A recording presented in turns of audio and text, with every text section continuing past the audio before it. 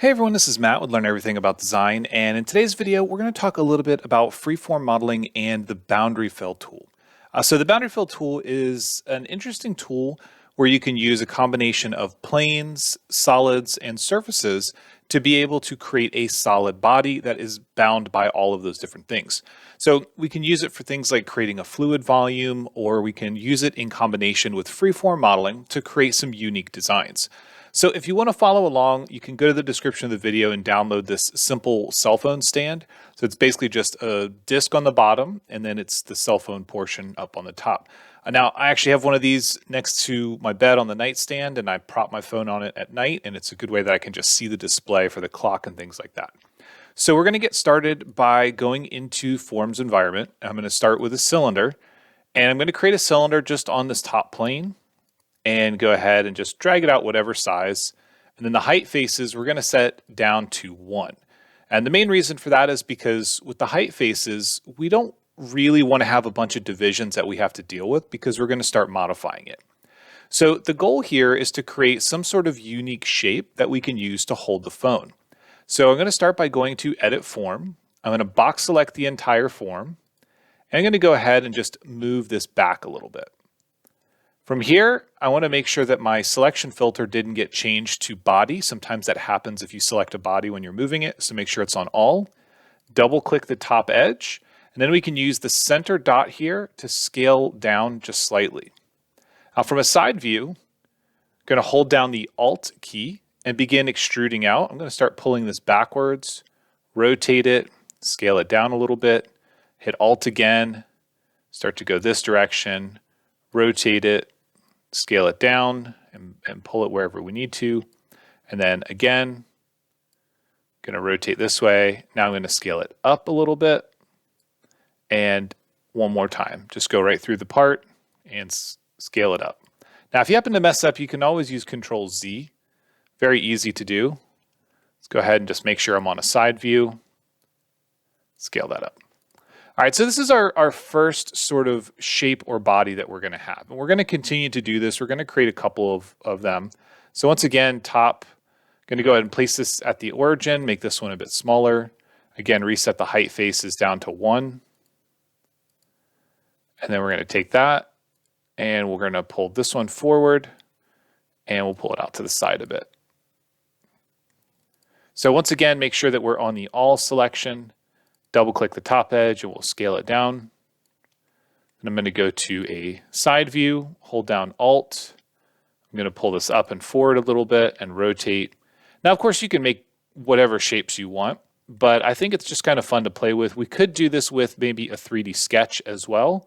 We can go ahead and drag this to the side, maybe rotate it this way, and go to a top view and rotate it that way. And then hold Alt again, sort of pull it up. Once again, rotate it. And the main thing that we're looking for here is we want this to make sure, we want to be sure that this overlaps the solid. It either goes all the way through it or ends up inside of the solid. So it's going to be pretty important. We don't really care if it extends past it, but having it inside that solid is going to be important. I'm going to go ahead and just end with this. You can continue to play around with it as much as you want. I'm going to take this one and mirror it to the other side.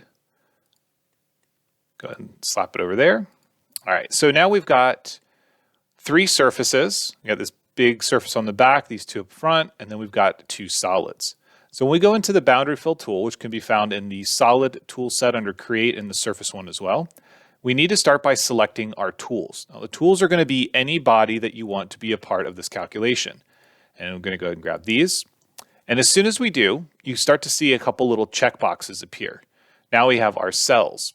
Notice that when I click on cells, the extra part that extended from the surfaces through the solid bodies automatically goes away. Now, this is because we can't really do anything with it unless it's capped off. So we're going to start to select all of the pieces that we want to keep. So we want to keep this piece here, the base, the 2 front pieces, the cell phone holder, obviously. And then if we want to keep these inside pieces, we need to make sure that we select them as well. Now, if you happen to forget, let's say I forgot to click on this one and just said OK. If we hide these surfaces and hide these original bodies, you'll notice that we have a little hole here. Because it just assumed that because we didn't check that box that we didn't want to keep it. You can always go back, make sure that you're on the select cells, and grab this here.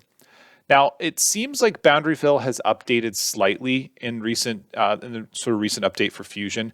If for some reason you have trouble clicking on these boxes, you can click on the bodies as well, or you can hold down the left mouse button, and this brings up this sort of blank menu.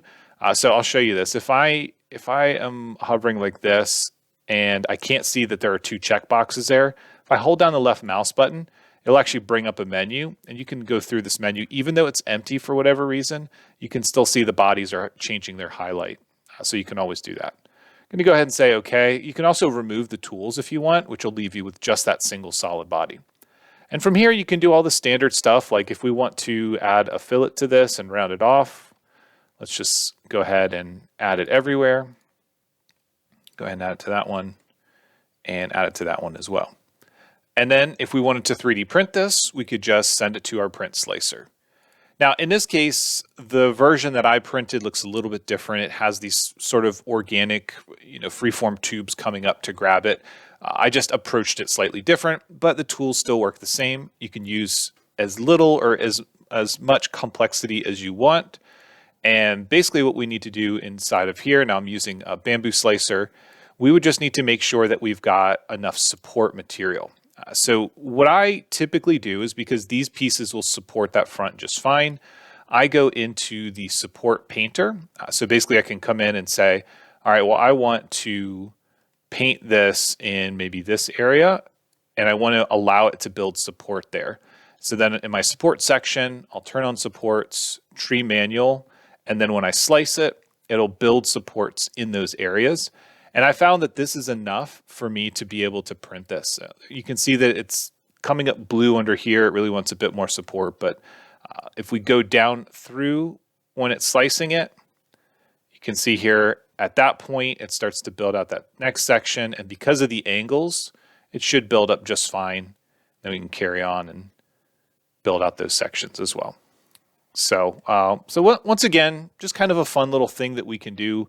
Play around with freeform modeling without really needing to worry about making them solids. We can overlap solid bodies pretty easily, and then we can come back and 3D print something kind of funky, something unique that has a functional purpose. Now, there are plenty of other different types of ways you can use boundary fill. One common way is to use boundary fill to create a cavity for a mold. And the easiest way to do that is actually to start by creating construction planes. So I'm going to go ahead and make a couple construction planes, just some offset ones that are outside of the bounds of this box. I'm going to go to the front, say OK. We'll repeat this again.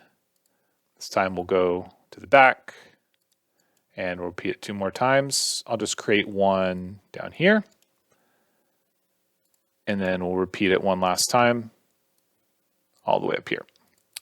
So now if we're using boundary fill and we select all of these different planes as our inputs and make sure that we've got all of them and the solid body, now it's essentially giving us this block that's encompassed by all those planes, and we can decide what we want to keep and what we want to remove. So for example, if we wanted to keep, this is going to be at the center of your bounding box. So if we take a look at, let's go back in here. If we take a look at just keeping that and I change the opacity, or if we do a section view, you can see there's now a cavity inside of it based on our part. So this is, again, it's just a really neat way that we can do things like create a cavity for a mold by using boundary fill in a couple of planes without having to create a ton of extra geometry. So hopefully that helps understand a little bit more about the boundary fill tool, as well as different ways that we can use it to create complex freeform models quickly and easily that overlap solids and then combine them all together. Now, if you happen to have played with generative design, this is also how generative design works. When it builds out the organic shape, it creates a freeform organic body, and it uses boundary fill as long as those freeform models overlap the solids, which are the preserve regions in a generative design, then you can end up creating something pretty cool.